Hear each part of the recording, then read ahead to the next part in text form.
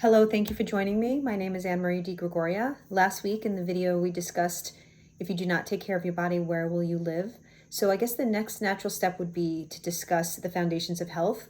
And this is important for whether you're old or young, whether you're a male or a female. It doesn't matter, it affects everyone. But specifically we'll talk about today the first one, and that would be air, the breath of life.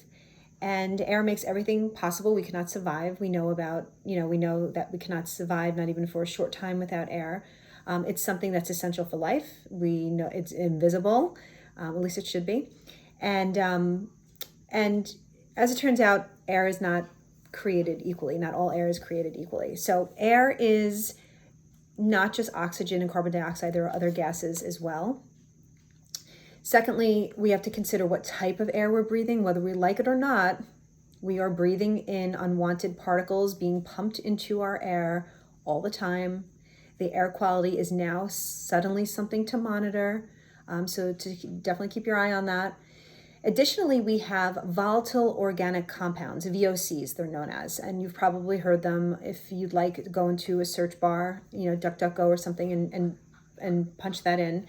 And you'll see there's a lot of studies about it. Not that we need studies, because it just a little bit of it is common sense. If something is not natural, it's synthetic. So chemical fragrances such as like perfumes and air fresheners, not only the air fresheners that we grew up with in the car, but also plugged into a wall that's giving off. Now they smell great, they definitely do, but they're designed to. So we have to say, well, how and why? So we have to be careful about stuff like that. Candles are another thing, being very careful about that. And cleaning fluid, laundry detergents, things like that.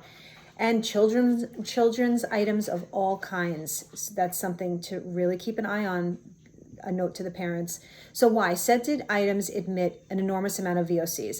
And I was always a stickler about this with my kids as a kid, which was very frustrating for my children, definitely. But it's synthesized chemicals, they can be and the reason is they can be very disruptive to the endocrine system, so we don't want that. The next point I'm going to make is, could we be breathing wrong? Our body alignment is important anatomically.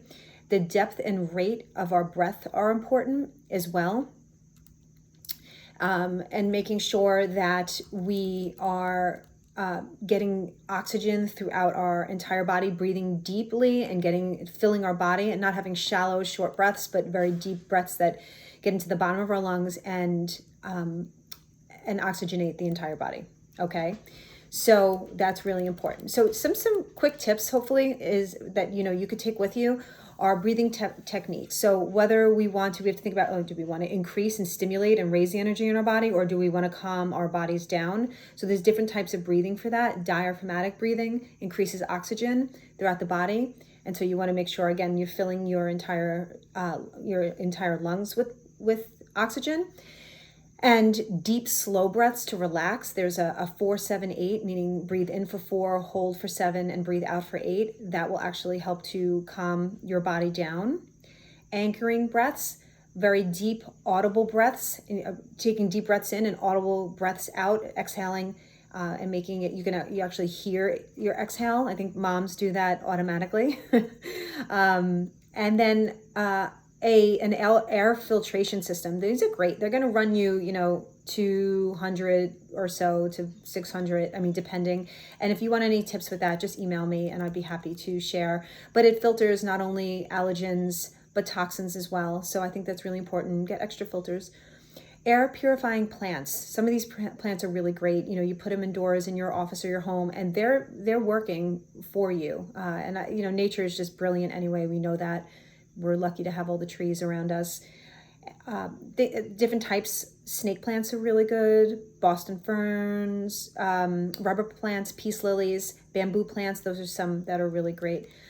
I did an episode on Firehouse Kitchen years ago, and I literally talked about what could help and support in terms of nutrients, help and support the lung health, and how important that is. So not only would that apply to just about anyone, but forward it on to your favorite firefighter as well.